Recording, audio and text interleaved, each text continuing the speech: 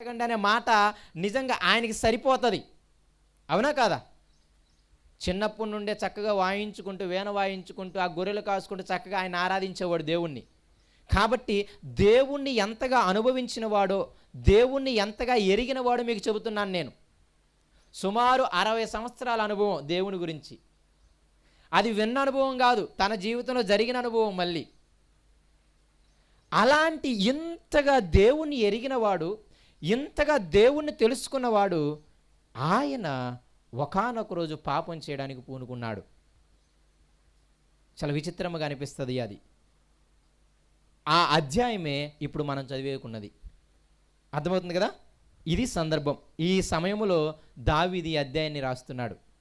అంటే ఈ అధ్యాయంలో ఉన్న సంఘటన దావీదు జీవితంలో జరిగింది 70 ఏళ్ళ వయసులో, అన్నీ సరిపోయిన వయసులో. ఏం జరిగిందో చూడండి. 24వ అధ్యాయం 2వ సమూయేలు గ్రంథము 1వ వచనము. ఇంకొక మారు యెహోవా కోపము ఇజ్రాయేలు మీదకి రగులు కొనగా ఆయన దావీదును వారి మీదకి ప్రేరేపణ చేసి, నీవు పోయి ఇజ్రాయేలు వారిని యోధా వారిని లెక్కించుమని అతనికి ఆజ్ఞ ఇచ్చెను. ఇదిగో ఇజ్రాయేలీలు దేవునికి కోపం రేపారంట. ఏం చేశారు? దేవునికి కోపం రేపారు. ఎప్పుడు? మరల అంటే ఇంకొకసారి అన్నమాట. ఇంతకుముందు ఎప్పుడో కోపం రేపారు. ఒకసారి మీకు 21వ అధ్యాయం చదివితే ఇదే 2వ సమూయేలు గ్రంథం, అక్కడ ఒకసారి కోపం రేపుంటారు. ఓకేనా? ఇక్కడ ఏమి కోపం రేపారో మనకు తెలియలేదు మొత్తానికి. కానీ మొత్తానికి ఇజ్రాయేలీలు దేవునికి ఏమి రేపారు? కోపం రేపారు. అయితే ఇప్పుడు దేవుడు ఎప్పుడైతే వాళ్ళు కోపం రేపారో దేవునికి, దేవుడు ఇప్పుడు దావీదుని ప్రేరేపిస్తున్నాడు. ఏమని ప్రేరేపిస్తున్నాడు? ఇదిగో ఆ ఇజ్రాయేలుల్లో ఆ యోధా వారిలో ఎంతమంది మంచి సైన్యం ఉన్నారో లెక్కెట్టు అని. అర్థమవుతుందా? ఇజ్రాయేలుల మీద దేవునికి కోపం వస్తే దేవుడు ఎవరిని ప్రేరేపిస్తున్నాడు? దావీదుని ప్రేరేపించాడు.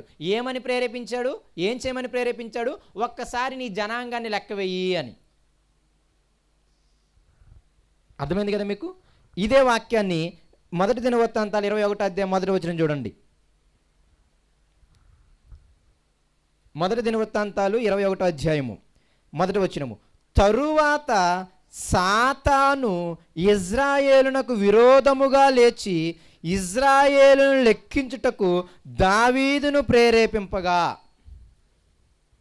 2 సందర్భాలు చూడండి. ఇక్కడేమో దేవుడు ప్రేరేపించినట్టుంది, ఇక్కడ ఎవరు ప్రేరేపించారు? సాతాను ఇజ్రాయేలునకు విరోధముగా లేచి. ఇప్పుడు సాతాను ఎవరిని ప్రేరేపిస్తుంది? దావీదుని ప్రేరేపించింది. ఏం చేయమని? లెక్కించుము అని. నీ దగ్గర ఎంతమంది యుద్ధ వీరులు ఉన్నారో, ఎంతమంది యుద్ధం చేయగలిగిన వారు ఉన్నారో లెక్కించుమని సాతాను ఎవరిని ప్రేరేపించింది? దావీదుని ప్రేరేపించింది. ఇప్పుడు మీరు అడగొచ్చు, ఇంతకీ దేవుడు ప్రేరేపించాడా సాతాను ప్రేరేపించాడా అని. అక్కడ ప్రేరేపించింది సాతానే. దేవుడు ఏం చేశాడంటే అనుమతి ఇచ్చాడు. అర్థమవుతుందా? సాతాను యొక్క పని ఏంటి అంటే వ్యక్తిని ప్రేరేపించటం. సాతాను యొక్క పని ఏంటి అంటే ఎప్పటికైనా మనిషిని, దేవుని పిల్లల్ని తప్పు చేసేలా చేసి, ఇదిగో దేవుని చేత వాళ్ళని శిక్షించబడేలా చేయాలి. అది దాని ధ్యేయం. ఎందుకో మళ్ళీ చెబుతాను. దానంతటా అది మనల్ని ఏమీ చేయలేదు. అర్థమవుతుందా? సాతాను దేవుని పిల్లల్ని ఏమీ చేయలేదు.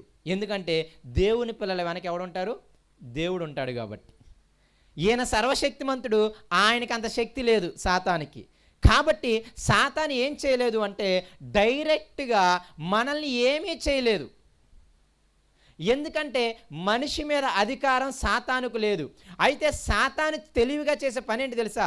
మనం ఎలాగూ వాళ్ళని చేయలేము, ఎందుకంటే వాళ్ళ వెనక దేవుడు ఉన్నాడని చెప్పి, ఇప్పుడు మనము చేయలేమని తెలిసింది సాతాను. ఇప్పుడు ఆమెకి ఇంకొక విషయం కూడా తెలుసు. క్షమించండి, సాతానికి ఇంకొక విషయం కూడా తెలుసు. ఏం తెలుసు అంటే వీళ్ళని పాపం చేసేలా ప్రేరేపిస్తే వాళ్ళ దేవుడు వాళ్ళని తోలు చేస్తాడు అని. మీకు అర్థమైందా దాని తెలివి? ఇంతకుముందు మీకు బిలాము ప్రవక్త గురించి చెప్పాను. బిలాము ప్రవక్త చేసిన పని ఏంటి చెప్పండి? బిలాము ఒక అన్య వ్యక్తి యొక్క ప్రవక్త. ప్రవక్త అనగానే మీరు దేవుని ప్రవక్త అనుకోమాకండి. బయలుకు కూడా ప్రవక్తలు ఉన్నారు. దేవుని ఎరగని వారి పూజించే దేవతలకు కూడా ఎవరున్నారు? ప్రవక్తలు ఉన్నారు. అందుకే మీరు చూస్తే ఏలియా భక్తుడు ఏం చేస్తాడు? 400 మంది బయలు ప్రవక్తలు ఏం చేస్తాడు? తల నరికేస్తాడు. అవునా కదా? బయలుకు కూడా ఎవరున్నారు? ప్రవక్తలు ఉన్నారు. కాబట్టి బిలాము యెహోవా దేవుని ప్రవక్త కాదు, బిలాము దేవుణ్ణి ఎరగని అన్యరాజు యొక్క ప్రవక్త. అయితే అప్పట్లో రాజులందరికీ ఒక అలవాటు ఏంటి అంటే, ఇజ్రాయేలుకేమో యెహోవా యొద్దకు వచ్చి విచారణ చేస్తారు, మమ్మల్ని యుద్ధానికి వెళ్ళమంటావా లేదా అని. ఆయన గ్రీన్ సిగ్నల్ ఇస్తే వెళ్తారు, గ్రీన్ సిగ్నల్ ఇవ్వకపోతే సైలెంట్గా ఉంటారు. అది మీరు కామన్గా చూస్తూ ఉంటారు అన్ని దగ్గర. యెహోషువ అలాగే చేస్తాడు, సమూయేలు అలాగే చేస్తాడు. అవునా కదా? సమూయేలుతో అంటారనమాట, మాకు ఒక రాజు కావాలి అని. అప్పుడు ఎమ్మటే ఎక్కడికి వెళ్తాడు సమూయేలు? దేవా వీళ్ళు రాజుని అడుగుతున్నారు, ఏం చేయమంటావు అని అడుగుతాడు. సరే ఇచ్చేసేయి అంటాడు. అలాగే యెహోషువ విచారణ చేస్తాడు, దావీదు విచారణ చేస్తాడు. అంటే ప్రార్థిస్తారు, మమ్మల్ని వెళ్ళమంటావా వద్దంటావా, వెళితే విజయం వస్తుందా రాదా అని. అదే స్థితిని దేవుణ్ణి ఎరగని అన్యులు కూడా చూసేవాళ్ళు. ఆ రాజులు కూడా ఏం చేసేవాళ్ళు అంటే, మేము యుద్ధానికి వెళితే మాకు జయం వస్తుందా లేదని చెప్పి వాళ్ళ దేవతలను పూజించే ప్రవక్తలను అడిగేవాళ్ళు. అర్థమవుతుందా? ఇంకా వాళ్ళకి చాలా సూచనలు ఉన్నాయి. ఇంకా దేవుణ్ణి అడగని వాళ్ళు ఏం చేసేవాళ్ళు అంటే, ఇదిగో ఒక మంచి గొర్రెను తీసుకొని దాని యొక్క కాలేయం ఉంటుంది కదా, ఆ కాలేయమును తీసి ఆ కాలేయం రంగును బట్టి వెళ్ళాలా లేదని నిర్ధారించుకుంటారు. వాళ్ళకి చాలా అంటే రాజుకి అవన్నీ సూచనలు అనమాట. ఇదిగో పిల్లల్ని బలిచ్చి తర్వాత యుద్ధానికి వెళ్ళటం. మన ఇజ్రాయేలుకి దేవుణ్ణి దగ్గర విచారించడం మాత్రమే అలవాటు. అన్యులకి అంటే దేవుణ్ణి ఎరగని వారికి ఒక యుద్ధానికి వెళ్ళాలి అంటే వాళ్ళకి ప్రవక్తలు ఉండేవాళ్ళు. అది ఒక విధానం. ఇంకా చాలా విధానాలు ఉండే వాళ్ళకి. ఇప్పుడు చెప్పిన విధానాలన్నీ కూడా అవే. ఇంకా పొగనేసే వాళ్ళంట, పొగేసి పొగ ఎటు వెళుతుందో చూసి దాన్ని బట్టి యుద్ధానికి వెళ్ళాలా లేదని చూసేవాళ్ళంట. సో ఇలాగ చాలా అలవాట్లు వాళ్ళకు ఉన్నాయి. అయితే అప్పుడు బిలాము ప్రవక్తని ఏం చేశాడు? ఆ రాజు ఇదిగో ఇజ్రాయెల్ని వేసేద్దాము, వెళ్ళమంటావా వద్దా అంటావా అని అడిగాడు బిలాముని. అప్పుడు బిలాము ఏమన్నాడు? నీకేమైనా బుర్ర ఉందా బుద్ధి ఉందా? వాళ్ళ దేవుడు మామూలు దేవుడు కాదు, వాళ్ళ దేవుడు సర్వశక్తిమంతుడు, వాళ్ళ దేవుడు సర్వాధికారం కలిగినోడు, మనం వెళ్తే కుక్క సాగు చేస్తామని చెప్పాడు అనమాట. కాబట్టి ఆ రాజు ఏం చేశాడు? సైలెంట్ అయిపోయాడు. అయితే బిలాము ఒక తెలివైన ఆలోచన చెప్పాడు, మనమేమీ చేయలేం కానీ వాళ్ళని కానీ పాపం చేసేలా ప్రేరేపిస్తే వాళ్ళ దేవుడు వాళ్ళని శిక్షిస్తాడని చెప్పాడు అనమాట. ఏంటి? మనమేమీ చేయలేం, ఎందుకంటే వాళ్ళ దేవుడు మామూలుడు కాదు, మన వల్ల అవదు వాళ్ళ దేవునితో పెట్టుకోవడం. అయితే వాళ్ళ దేవుడే వాళ్ళని శిక్షిస్తాడు. ఎప్పుడు తెలుసా? వాళ్ళని పాపం చేసేలా చేస్తే. ఎందుకంటే వాళ్ళ దేవుడు పరిశుద్ధుడు, వాళ్ళ దేవుడు రోషం కలిగినోడు కదా. పాపం చేస్తే వాళ్ళ దేవుడు పక్షపాతం లేనోడు, మనోడు బయటోడని తేడా ఏముండదు, అందరికి ఒకేలాగిస్తాడనమాట. అందుకే పేతురు చాలా క్లియర్గా అంటాడు కదా పత్రికలో, మన దేవుడు ఎవరు? పక్షపాతం లేని దేవుడు అంటున్నాడు. కాబట్టి అందరి క్రియలకి ఈక్వల్గా ప్రియారిటీ ఇస్తాడు. కాబట్టి జాగ్రత్తగా బతకండి అని చెప్తాడు. కాబట్టి ఇప్పుడు బిలాము ఏం చేస్తాడు తెలుసా?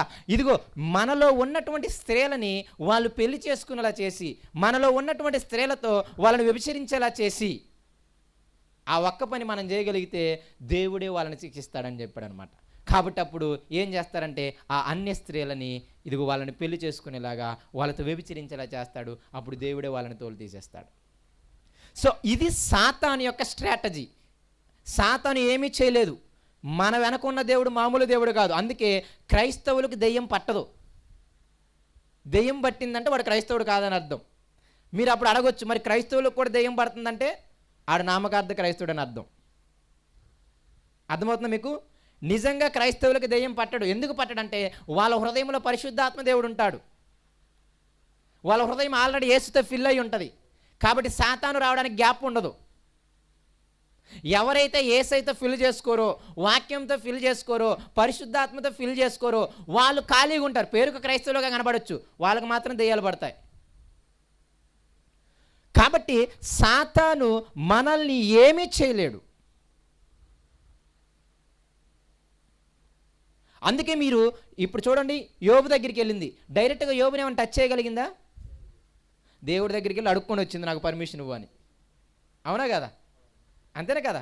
దేవుడి దగ్గరికి వెళ్ళి పర్మిషన్ ఇవ్వని అడుక్కొని వస్తే దేవుడు పర్మిషన్ ఇస్తే శోధించడానికి అప్పుడు చేయగలిగాడు. కాబట్టి సాతాను దేవుని బిడ్డల్ని ఏమీ చేయలేదు, దేవుడు అనుమతిస్తే తప్ప. అందుకే యాకోబు పత్రికలో చాలా క్లియర్ కట్ మాట ఉంటుంది, దేవుడు కీడు విషయమై ఎవరిని కూడా శోధించడు. అంటే దేవుడు ఎవరిని శ్రమ పెట్టడు, దేవుడు ఎవరిని శోధించడు. ఒకవేళ శోధింపబడుతున్నామంటే నీ దురాశల వలన నువ్వే మరులు కొల్పబడి శోధింపబడుతున్నావు. నీకు ధనాపేక్ష ఉంది కాబట్టి ఒకరిని చంపావు, దానివల్ల జైల్లో ఉన్నావు. ఆ ధనాపేక్షను లేకపోతే ఎవరిని చంపేవాడు కాదు, జైల్లో ఉండేవాడివి కాదు. నీకు ఇంకొక స్త్రీతో ఇంకొక పురుషునితో ఉండాలని ఆశ ఉంది కాబట్టి నీ కుటుంబంలో నీ భార్య నీ భర్త విడిపోయి నిన్ను శ్రమల పాలు చేశారు, అవునా కదా? ఆ ఆశ లేకపోతే నీకేమైనా బాధ ఉంటుందా? సంతోషంగా ఉంటాం. ఈ స్వకీయ దురాశలు అన్నమాట. మీ స్వకీయ దురాశల వల్ల మీరు శోధింపబడుతున్నారు, అంతే తప్ప దేవుడికి దీంతో సంబంధం లేదు. దేవుడు అస్సలు కీడు విషయమై ఎవరిని శోధించడు. కాబట్టి ఈ మైండ్ మీకు ఉండాలి. అంటే సాతాను దేవుడు పిల్లల్ని ఏమీ చేయలేడు కాబట్టి ఒకవేళ దేవుడే వాళ్ళని చెయ్యాలి, అలా చెయ్యాలి అంటే వాళ్ళని పాపం చేసేలాగా ప్రేరేపించాలి. అది దాని స్ట్రాటజీ. ఇప్పుడు ఇజ్రాయేలుని సాతాను ఏం చేసిందంటే ప్రేరేపించింది పాపం చేసేలాగా. ఇప్పుడు అదే సాతాను దావీదును కూడా ప్రేరేపించింది పాపం చేసేలాగా. అందుకే మీరు చూస్తే యోధా విషయంలో మనం చదువుతాం. యోధా విషయంలో ఏం చేసింది? సాతాను యోధా హృదయంలోకి చేరింది అనే డైరెక్ట్ మాట ఉంటుంది, అవునా కదా? యోధాకి ఏం పట్టింది?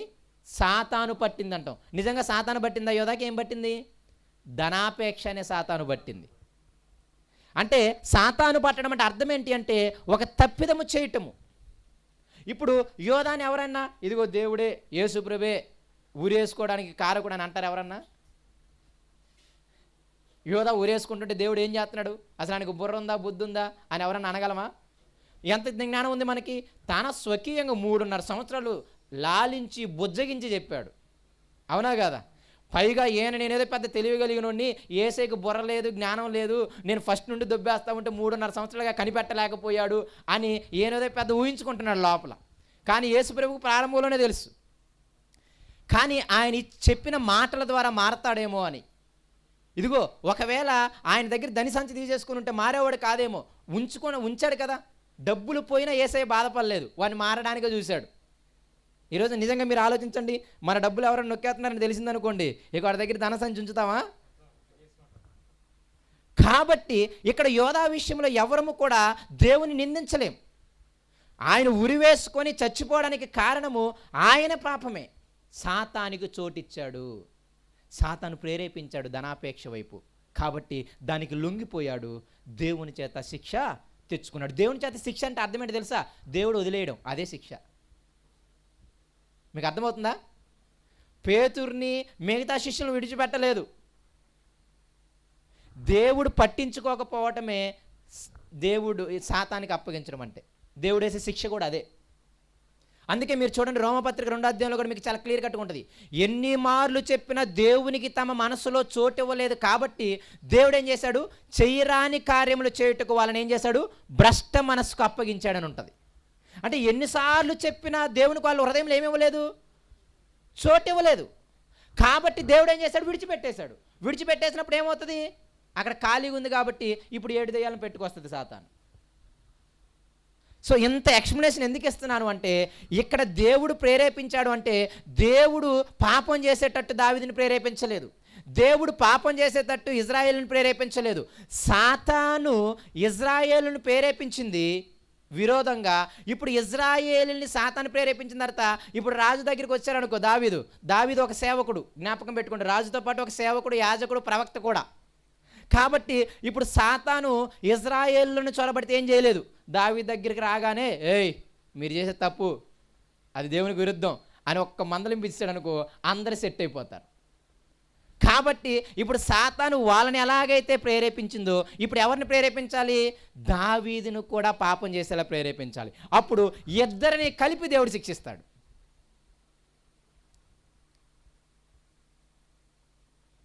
అది ఇక్కడ జరిగింది. ఇప్పుడు మీకు మొదటి దినవృత్తాంతాలు 21వ అధ్యాయం మొదటి వచనం చదవండి, అర్థమవుతుంది. తరువాత సాతాను ఏం చేసింది? ఇజ్రాయేలుకు విరోధముగా లేచి ఇజ్రాయేలును లెక్కించుటకు దావీదును ప్రేరేపింపగా. కాబట్టి ఇంకొక మాట చెబుతా మీకు, చాలా గట్టిగా ఆలోచించండి. 70 సంవత్సరాల వయసులో దేవుణ్ణి 60 సంవత్సరాలు అనుభవించినోడు, అతన్ని కూడా సాతాను ప్రేరేపిస్తుందా? ఆ టైంలో కూడా సాతాను ప్రేరేపణలో పడొచ్చా? కన్ఫామ్గా పడవచ్చు. విచిత్రం అనిపిస్తుంది, మీకు తెలుస్తో లేదో. 70 సంవత్సరాలు దేవుణ్ణి అనుభవించినోడు, దేవుణ్ణి ఆరాధించినోడు, దేవుణ్ణి స్తుతించినోడు,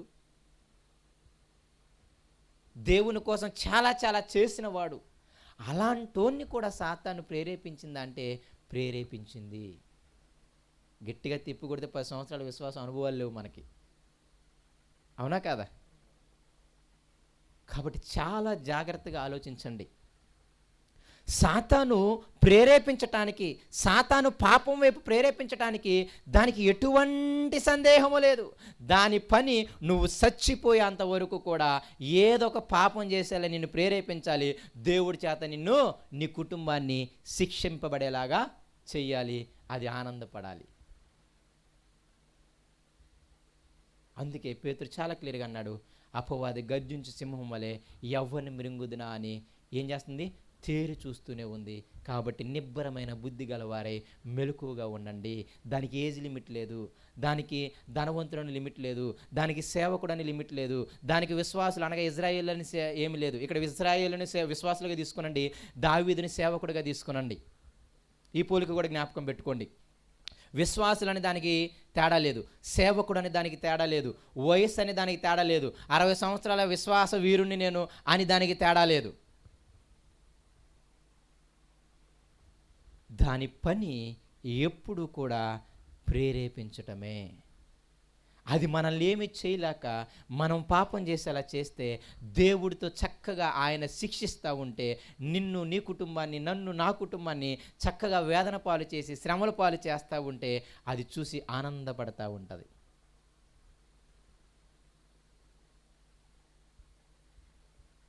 కాబట్టి ఇక్కడ ఈ విషయాన్ని మీరు అస్సలు మర్చిపోవద్దు. సాతానికి ఏజ్ లిమిట్ లేదు, పాపానికి కూడా ఏజ్ లిమిట్ లేదు. సాతాన్ అంటే పాపమే. అప్పుడు దాకా అనిపిస్తుంది నాకు, యవ్వనంలోనేమో బచ్చబాత పాపంలో పడేసింది, ముసలోడప్పుడేమో గర్వంలో పాపంలో పడేసింది. మొత్తానికి దాని పని మీరు ఆలోచించండి. యవ్వనంలో ఉన్నప్పుడేమో శరీరానికి సంబంధించిన పాపంలో పడేసింది, ఇప్పుడు ముసలోడు కదా, ఇప్పుడు ఏం పాపంలో పడేసిందో తెలుసా? అతి పెద్ద పాపం. ఏం పాపం తెలుసా? నా స్వశక్తి వల్ల నేను బతికాను, ఇన్ని యుద్ధాల్లో విజయం నాకు ఎలా వచ్చిందో తెలుసా? నా వెనకున్న సైన్యం ద్వారా వచ్చింది. ఒక గర్వము, నా బలము, నా సైన్యము, నా ధనము అనే ఒక గర్వంలోకి వెళ్ళాడు అనమాట. అసలు చాలా ఈజీగా ఒప్పుకుంటాడు ఎంత దుర్మార్గుని నేను అని దావీదు మాటల్లో. మీరు చిన్నగా చూడమాకండి ఆ పాపాన్ని. కానీ ఇక్కడ విషయం ఏంటి అంటే మీకు అర్థం అవ్వాలి, ఎంత పెద్ద విశ్వాసులైనా, ఎంత పెద్ద సేవకులైనా, ఎంత చిన్న విశ్వాసులైనా మీరు గుర్తుపెట్టుకోవాల్సిన విషయం ఏంటంటే అందరినీ సాతాను ప్రేరేపిస్తుంది. విశ్వాసులను ప్రేరేపిస్తే మాత్రమే సరిపోదు. సేవకుడు సరిగ్గా ఉన్నాడు, నువ్వు అలా చేస్తున్నావు అనగా స్లో అయిపోతాడు. కాబట్టి దాని పని సేవకుడిని కూడా ప్రేరేపించాలి. ఎప్పుడైతే ఇలా ప్రేరేపించిందో అటు ఇజ్రాయేలును ప్రేరేపించింది, ఇటు సేవకుని ప్రేరేపించింది. ఏం చేయమని? లెక్కించు అని. అప్పుడు దావీదు ఏమంటున్నాడు చూడండి, 2వ వచనము, 21వ అధ్యాయం 2వ వచనం. 21వ అధ్యాయం అంటే మొదటి దినవృత్తాంతాలు, 24వ అధ్యాయం అంటే 2వ సమూయేలు. ఈ రెండు గుర్తుపెట్టుకోండి, ఓకేనా? 21వ అధ్యాయం అనగానే మీరు మళ్ళీ దినవృత్తాంతాలని చెప్పను, 24వ అధ్యాయం అనగానే మళ్ళీ 2వ సమూయేలు అని చెప్పను. కాబట్టి అటు ఇటు చూస్తూ ఉండండి, రెండిట్లో చూస్తేనే చాలా బాగా అర్థమవుతుంది, సరేనా? 21వ అధ్యాయము 2వ వచనము, దావీదు యోవాబునుకును జనుల యొక్క అధిపతులకును మీరు వెళ్ళి బెయేర్షెబా మొదలుకొని దాని వరకు ఉండి ఇజ్రాయేలును ఎంచి వారి సంఖ్య నాకు తెలియటకై నా యొద్దకు తీసుకుని రండని ఆజ్ఞ ఇచ్చాడు. ఇక ఎమ్మట ఏం చేశాడు తెలుసా? ఇదేదో పెద్ద దేవుడు ప్రేరేపించినంత లెవెల్లో వెళ్ళిపోయాడు ఆయన. చూడండి, అప్పుడప్పుడు ఆలోచించుకోవాలి, మనల్ని ప్రేరేపిస్తుంది దేవుడా దెయ్యమా? ఆలోచించుకోకపోతే ఇప్పుడు చూడండి, దేవుడు ప్రేరేపించినంత బిల్డప్లో చెప్తున్నాడు ఆయన. ఏ బాబు, అధిపతులారా మీరు వెళ్ళండి అని చెబుతున్నాడు అనమాట. అసలు విచిత్రం ఏమనిపిస్తుంది అంటే ఆ యోవాబు ఏమాట అంటాడో చూడండి, నిజంగా ఆశ్చర్యం అనిపిస్తుంది. ఆ సైన్యాధిపతి అయిన యోవాబు ఏమంటాడో ఒకసారి 24వ అధ్యాయంలో 2వ వచనానికి మళ్ళీ ఒకసారి రండి. 24వ అధ్యాయం 2వ సమూయేలు. అందుకు రాజు మళ్ళీ ఏమన్నాడు, తన యొద్దనున్న సైన్యాధిపతి అయిన యోవాబును పిలిచి, జనసంఖ్య ఎంతైనది నాకు తెలియలందుకై దాను మొదలుకొని బెయేర్షెబా వరకు ఇజ్రాయెల్ గోత్రంలో నీ సంచారం చేసే వారిని లెక్కించమని ఆజ్ఞేయగా, అప్పుడు యోవాబు ఏమంటున్నాడు చూడండి. యోవాబుని మ్యాక్సిమం ఒక అన్యుడు అంటారు. ఎవరు? ఒక అన్యుడు. ఆ అన్యుడు ఏమని సమాధానం చెప్తున్నాడు చెప్తే మనకు నిజంగా బుర్రపాడవుతుంది. ఏమని చెప్తున్నాడు చూడండి. 3వ వచనము, యోవాబు, జనుల సంఖ్య ఎంతయున్నను నా ఏలిన వాడవును రాజువునగు నీవు బ్రతికి ఉండగానే దేవుడైన యెహోవా దాని 100 ఎక్కువ చేయునుగాక.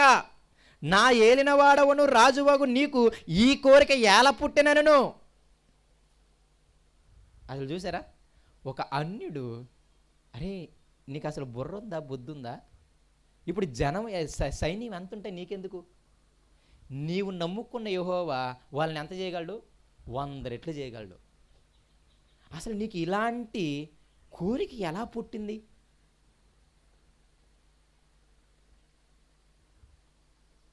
అప్పుడప్పుడు అనిపిస్తుంది, దావీదు తోడుగా ఉండి ఆ 3 సైన్యాధిపతులు యెహోవా చేసే కార్యాలని, యెహోవా చేసే యుద్ధాన్ని కళ్ళారా చూశారు. వాళ్ళకుంది అవగాహన. ఆయన చెబుతున్నాడు, అసలు నీకు ఇప్పుడు ఎందుకు ఈ కోరిక పుట్టింది? అసలు నీకెందుకు ఇప్పుడు జనసంఖ్య? ఎంతమంది సైనికులు ఉంటే నీకెందుకు? అవసరమైతే నీ దేవుడు 1000 మందిని చేయగలడు. ఏం పోయింది నీకు? యెహోషువ గ్రంథంలో చదవలేదా? ఒకడు 1000 మందిని తరిమాడు. అసలు నీకు ఇటువంటి ఆలోచన ఎలా పుట్టింది రాజా? దినవృత్తాంతాలు ఎంత చక్కగా చెప్తాడో. ఇది ఇంకా బాగుంటుంది. దినవృత్తాంతాలు 3వ వచనంకి రండి. 21వ అధ్యాయం 3వ వచనం. అందుకు యోవాబు, రాజా, నా ఏలినవాడా, యెహోవా తన జనులకు ఇప్పుడున్న వారి కంటే 100 ఎక్కువగా మందిని చేయునుగాక. వారందరూ నా ఏలిన వాని దాసులు కారా? నా ఏలిన వానికి ఈ విచారణ ఎలా? ఇది జరగవలసిన హేతువేమి? జరిగిన ఎడల ఇజ్రాయేలులకు శిక్ష కలుగును అని మనవి చేసెను. ఎంత నిక్కచ్చుగా చెప్పాడు చూడండి. అసలు నీకు ఇప్పుడెందుకు ఈ విచారం వచ్చింది? అన్ని శ్రమలు తీసే శుభ్రంగా రాజుగా కూర్చోబెట్టాను నిన్ను. అయిపోయినాయి, అన్ని శ్రమలన్నీ అయిపోయాయి. చక్కగా ముసలితనంలో రాజుగా కూర్చోబెట్టాడు. అసలు ఇటువంటి సమయంలో నీకు అసలు ఈ బుద్ధి ఎందుకు పుట్టింది? ఇప్పుడు సైన్యం నీకెందుకు? ఒకవేళ సైన్యం కావాలంటే దేవుడు 100 చేయగలడు. వాళ్ళందరూ నీకు దాసులే, నీ మీద ఎక్కువ ఎక్కరు, నిన్నేమి మోసం చేయలేరు. అంతకుముందు మీరు రాజుల చరిత్ర చదివారనుకోండి, ఆ సైన్యాధిపతులు వాళ్ళే రాజులను చంపేస్తుంటారు వీళ్ళు రాజులు అవడానికి. అవునా కదా? రాజుల గ్రంథ చరిత్ర చదవండి మీరు. ఇజ్రాయేల్ రాజుల చరిత్ర కానీ యూదుల రాజుల చరిత్ర కానీ మీరు చదవండి. ఇజ్రాయేల్ రాజుల చరిత్ర అంతా ఎలా ఉంటుంది తెలుసా? వాళ్ళ సైన్యాధిపతులు గొప్పగా ఉన్న వాళ్ళే ఆ రాజులను చంపేసి వీళ్ళు రాజులు అయిపోతుంటారు. కానీ ఎందుకు నీకు ఇటువంటి విచారణ ఎందుకు వచ్చింది? నీకు అసలు ఇటువంటి ఆలోచన ఎందుకు వచ్చింది నీకు? అసలు గుర్తుపెట్టుకో, ఇది జరిగితే మాత్రము దేవుడు ఏం చేస్తాడు? ఇజ్రాయిలందరి మీదకి శిక్ష తీసుకొస్తాడని చెప్పాడు. ఇప్పుడు నిజంగా ఏం చేయాలి చెప్పండి దావీదు? ఇప్పుడు ఏం చేయాలి చెప్పండి? ఒక్కసారి ఆగి ఆలోచించాలి కదా. కానీ అతని యొక్క ఖండకావరం ఎంతవరకు వెళ్ళిందో మీకు తెలుస్తుంది. చూడండి 24వ అధ్యాయము 3వ వచనం చూడండి. 4వ వచనము. అయినను ఇంత క్లియర్గా చెప్పాడు యోవాబు, అరే బాబు, దేవుడు శిక్షిస్తాడు, ఇజ్రాయెల్ అందరిని చంపేస్తాడు, నీ వెనక జయాల్ని సాధించింది సైన్యం కాదు దేవుడు కదా అని అంత క్లియర్గా చెప్తే, అయినను దావీదు ఏమంటున్నాడు చూడండి 4వ వచనంలో, రాజు యోవాబునకును సైన్యాధిపతులకును గట్టి ఆజ్ఞ ఇచ్చుండుట చేత యోవాబును సైన్యాధిపతులను ఇజ్రాయేలు సంఖ్య చూచుటకై రాజు సమూహం నుండి బయలుదేరి వెళ్ళారు. అంత గట్టిగా చెబితే యోవాబు, ఈయన అంత గట్టిగా చెప్పాడు, గర్వం అన్నమాట, నేను రాజును అని. అప్పుడప్పుడు సేవకులుగా ఉన్నవారైనా సరే, ఎవరమైనా సరే ఆగి ఆలోచించడం నేర్చుకోగలగాలి. దేవుడు మనుషుల ద్వారా చెప్పిస్తుంటాడు, మనుషుల ద్వారా ఆలోచన చేస్తూ ఉంటాడు, మనుషుల ద్వారానే మనల్ని సరిదిద్దుతుంటాడు. పరలోకంలో అయ్యా నువ్వు తప్పు చేసావు, నువ్వు సరవు అని ఎవ్వరు చెప్పరు దేవుడు. జ్ఞాపకం పెట్టుకోండి, మనము విశ్వాసంలో ఎదుగుతున్న కొలది చాలా జాగ్రత్తగా ఆలోచిస్తూ ఉండాలి.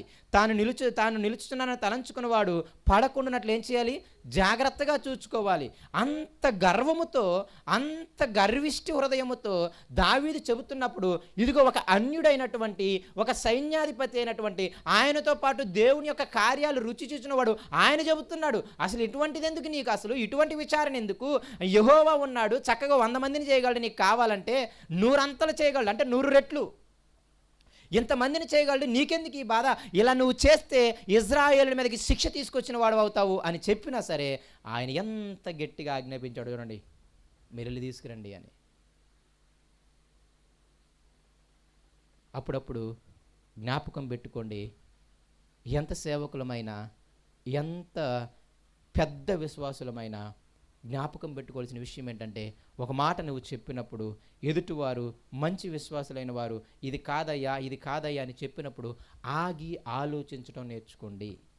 నేను గుడ్డిగా చేయమని నేను చెప్పట్లేదు, కానీ అది వాక్యానుసారమా కాదా, ఇక్కడ నేనేమన్నా ఎక్కువ వెళ్ళిపోతున్నానా, దేవుడేమో నాకు మాట్లాడిస్తున్నాడా అనే అవగాహన లేకపోతే చాలా దెబ్బలు తింటారు. భూమి మీద నువ్వు నేను మాత్రమే జ్ఞానవంతులము కాదు, నువ్వు నేను మాత్రమే జ్ఞానవంతులము కాదు. యథార్థ హృదయం లేకుండా మీరు ఎట్టబడితే అట్ట మ్యానిపులేట్ చేద్దామంటే తర్వాత నష్టము మీకే. అప్పుడప్పుడు అంటాను, నష్టం మీకు మాత్రమే కాదు, మీ కిందున్న విశ్వాసులకి. అప్పుడప్పుడు అనిపిస్తుంది, దావీదు చేశాడు కానీ దెబ్బలు తింది 70,000 మంది ఇజ్రాయేల్ చచ్చిపోయారు. నాయకుడుగా చాలా జాగ్రత్తగా ఉండగలగాలి. ఒక విషయాన్ని 10 సార్లు ఆలోచించగలగాలి, 10 సార్లు కంపేర్ చేసుకోగలగాలి, అన్ని దగ్గర విచారణ చేసుకోగలగాలి, చక్కగా 1, 2, 3 సాక్షుల దగ్గర తెలుసుకోగలగాలి. ప్రారంభం నుండి చెప్పాడు ఆయన మోషేకి, వీళ్ళందరికీ 2, 3 సాక్షులు ఉంటేనే ఏదైనా చేయాలి నువ్వు. మనిషి హృదయం చాలా దారుణమైనది, అది ఎవరమైనా సరే. నేను మళ్ళీ చెబుతున్నాను, మనల్ని గర్విష్ఠులను చేస్తుంది. గర్వము అనేది చిన్న పాపము కాదు. ఒక మంచి భక్తుడు అంటాడు, భయంకరమైన పాపము క్రైస్తవులు ఏమన్నా ఉంది అంటే అది గర్వమే. మీరు వ్యభిచారం ఇంకోటి మీరు అనుకుంటారు, కానీ గర్వం అన్నది చాలా భయంకరమైన స్థితి. అది వచ్చిందని కూడా మనకు తెలియదు. ఇంకోటి జ్ఞాపకం పెట్టుకోండి, దాని ద్వారా ఫలితం వచ్చి దెబ్బ కొట్టిన తర్వాత అప్పుడు అర్థమైద్ది, అయ్యో నేను గర్వించాను అని. అందుకేమైద్ది, గర్వానికి ముందు ఏం నడుస్తుంది? ఓకే, నాశనానికి ముందు, ఇంకా నాశనం అవ్వట్లేదు, నాశనం వాడికి ముందు ఏం జరుగుతుంటుంది ఇక్కడ? ఇంకా దావీదు జీవితంలో ఇంకా నాశనం మొదలవ్వలేదు, కానీ గర్వం స్టార్ట్ అయింది, నాశనం ముందు మొదలైద్ది. గర్వము చిన్న పాపము కాదు, మనకు తెలియకుండానే చాలా గర్విష్ఠులం అవుతాం. ఇక్కడ గర్వం అంటే అర్థం ఏంటి అంటే, నా బలము, నా ధనము, నా జ్ఞానము, నా బలగము, నా చదువు అనే స్థితిని ఏమవుతుంది అంటే గర్వం అవుతుంది. అప్పుడప్పుడు మీరు చూడండి, ఏమీ లేనప్పుడు దేవుడు ఎంత సహాయం చేశాడో, నాకు సహాయం చేశాడని చెప్పేసి కొంచెం అభివృద్ధి చెందిన తర్వాత ఏమంటారు చెప్పండి? నా జ్ఞానం ఉంది కాబట్టి, నా జ్ఞానం వల్ల, నా తెలివితేటల వల్ల, ఇదిగో నాకు ఇంతమంది బలగం ఉండబట్టి. మీకు అర్థం అవటం లేదు, మీకు తెలియకుండా మీ నాశనాన్ని మీరు నేను తెచ్చుకుంటున్నాం. గర్వం మళ్ళీ చెబుతున్నాను, పడేదాకా తెలియదు, తిరిగి నాశనమయ్యేంతవరకు కూడా తెలియదు. గర్వము చిన్న పాపము కాదు, దేవదూత పడిపోయింది గర్వం వల్లే. సాతాను ఎలా మారింది? గర్వం. మీకు తెలుసా, సంఘ పెద్దలలో ఒక రూల్ ఏంటి తెలుసా? సంఘ పెద్దల్ని ఎవరిని నియమించాలయ్యా అని అంటే, మన తిమోతి పత్రికలో చదివాం, ఏమై ఉండాలి సంఘ పెద్ద? అనుభవజ్ఞుడై ఉండాలి.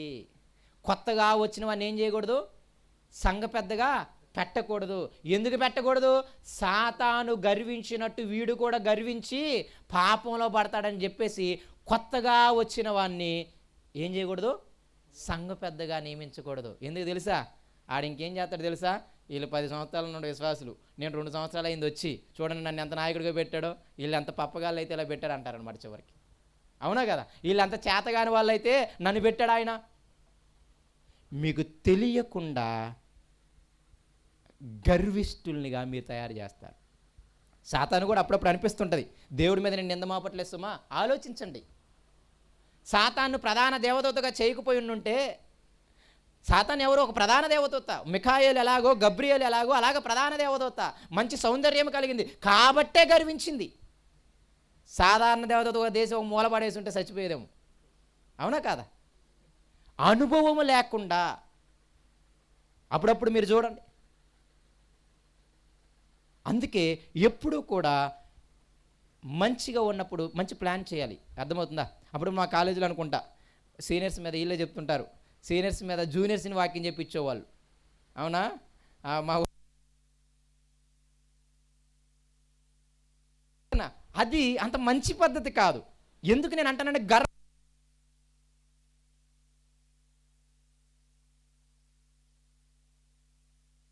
అందుకే కొత్త వారిని పెట్టొద్దంటాడు. మీరు చిన్నది అనుకుంటున్నారులే, కానీ అందుకే అప్పుడప్పుడు అనిపిస్తుంది మనమన్న మొహమాటానికి పాడండి ఎలా చేయండి అంటాం. కానీ హెబ్రోను సంఘాలు మంచి మంచి పెద్ద సంఘాలు ఎవడు పడితే వాడిని పాటలు పాడినెవరు, ఎవరిని పడితే వాడిని పులిపీట ఎక్కనెవరు, ఎవరిని పడితే వాడిని ప్రార్థన చేయనెవరు, ఎవరిని పడితే వారికి మైకు ఇవ్వరు. కాబట్టి అది మళ్ళీ ఎక్స్ట్రీమ్ లెవెల్, నేను దాని అనట్లేదు. కానీ వాళ్ళు పెట్టిన పద్ధతి మంచిదే. ఓకేనా? కొన్ని రూల్స్ ఉంటాయి. ఇప్పుడు ఒకవేళ బాప్తిజం తీసుకోకుండా, మారు మనసు తీసుకోకుండా నువ్వు వాక్యం చెప్పడం కూడా అంత మంచిది కాదు. ఎందుకు చెబుతావు? ఒకవేళ నీకు బాగా దేవుడి గురించి తెలుసుంటే నువ్వు ముందు మారు మనసు పొందుతావు. నువ్వు మారు మనసు పొందకుండా నలుగురికి వాక్యం చెబుతున్నావు అంటే అది కూడా అంత మంచి పద్ధతి కాదు. అలా నా ఉద్దేశం చెప్పొద్దని మేము డిస్కరేజ్ చేయడం కాదు, కానీ అంత మంచి పద్ధతి కాదు. అది నీకే క్షేమకరం కాదు. అలా ఎంకరేజ్ చేయడం కూడా క్షేమకరం ఏమి కాదు. కాబట్టి కొన్ని రూల్స్ ఉంటాయి, అవి మన మంచికే, ఏదో తక్కువ చేయడానికి ఎక్కువ చేయడానికని ఏం కాదు. కాబట్టి మీకు ఇవన్నీ ఎందుకు చెబుతున్నానంటే గర్వం అనేది చిన్నది కాదు. అందుకే పేతురు చాలా క్లియర్గా చెప్పాడు, మీరు మందకి మాదిరిగా ఉండాలి తప్ప ప్రభువులుగా ఉండకూడదని చెప్పాడు పెద్దల్ని. అవునా కదా? మీ తోటి పెద్దని నేను జ్ఞాపకం పెట్టుకోండి. మిమ్మల్ని మందకి ఏం చేశాను? నేను మాదిరిగా పెట్టాను తప్ప మిమ్మల్ని ప్రభువులుగా పెట్టలేదు.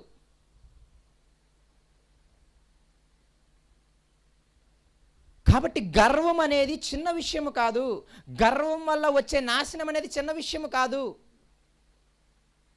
ఒక్క నిమిషం ఆగి ఆలోచించకుండా ఇది దేవునికి సరైనదేనా, దేవునిది అవునా కాదా, దేవుని వాక్యానుసారమేనా, ఇది సాతాను ప్రేరేపణ, దేవుని ప్రేరేపణ అని ఆలోచించకుండా, వాక్యంతో సరిచూసుకోకుండా, మంచిగా వాక్యం తెలిసిన వాళ్ళతో సంభాషించకుండా మీరు ఒక నిర్ణయం తీసుకుంటే దానికి చాలా మూల్యం చెల్లించాల్సి వస్తుంది.